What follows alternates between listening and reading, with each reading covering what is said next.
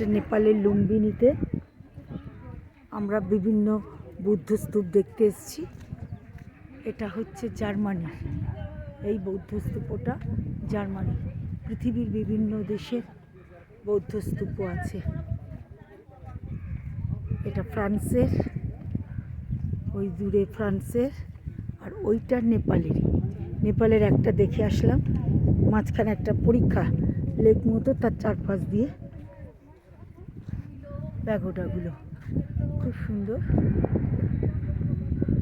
জায়গাটা। আমরা গৌতম বুদ্ধ মানে সিদ্ধার্থের জন্মস্থানও দেখতে যাব, মায়াদেবী মন্দিরও দেখতে যাব। এই যাবে এই